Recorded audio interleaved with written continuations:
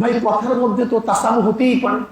আমি সেদিন এক মাদ্রাসার মাহফিলে বয়ান করতে গিয়ে এই আদবের ব্যাপারে কথা বলতে গিয়ে আমি বলছি, আমি হাটহাজারীর ছাত্র, একসময় হাটহাজারীর ছাত্র ছিলাম। শফি সাহেব রহমাতুল্লাহ আলাইহি, আমি একজন খলিফা, তিনি আমাকে খেলাফত দিয়েছেন।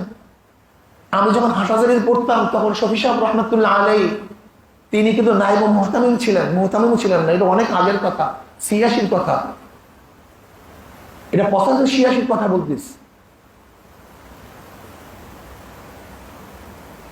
ওই সময় দেখছি কিছু ছেলেরা বেয়াদবি করছে। তার মানে এই নয় হাটহাজারী মাদ্রাসার ছাত্র বেয়াদব। হাটহাজারী মাদ্রাসা থেকে হাজারো বড় বড় বড় বড় মুহাদ্দিস, মুহাক্কিক, জগৎ বিখ্যাত কত আলেম বের হয়েছেন পটিয়ার থেকে, হাজারো আলেমরা বের হয়েছেন সেখান থেকে। আমি বলছি যে বড় মাদ্রাসা উম্মুল মাদারিস, সেখানেও কিছু বেয়াদব তৈয়ার হয়, যেটা ঠিক না।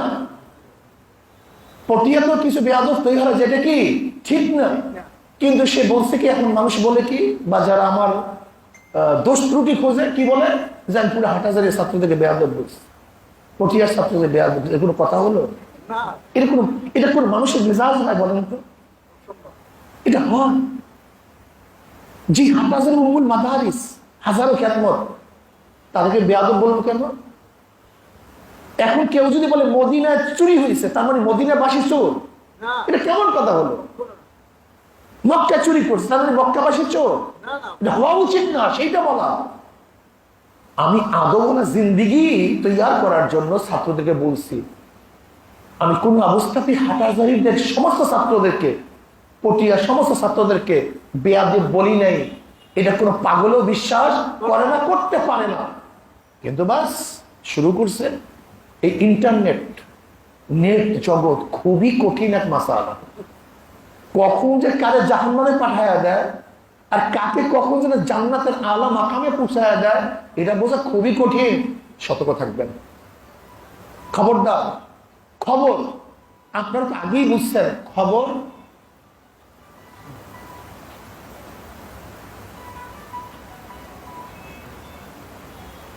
আপনি তো আগেই জানেন, খবর ফেক এবং কিজেবের ইহতিমাল রাখে কি রাখে না?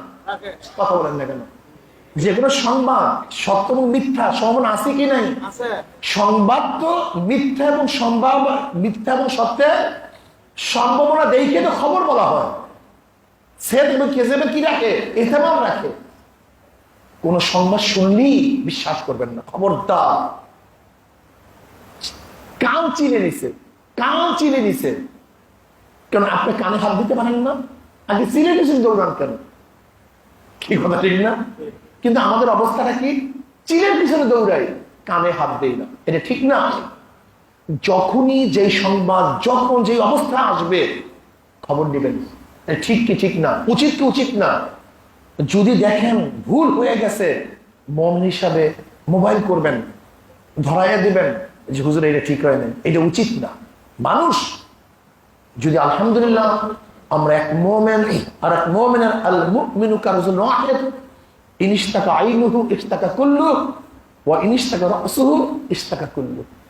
গোটা মুমিন একটা শরীরের নেয়।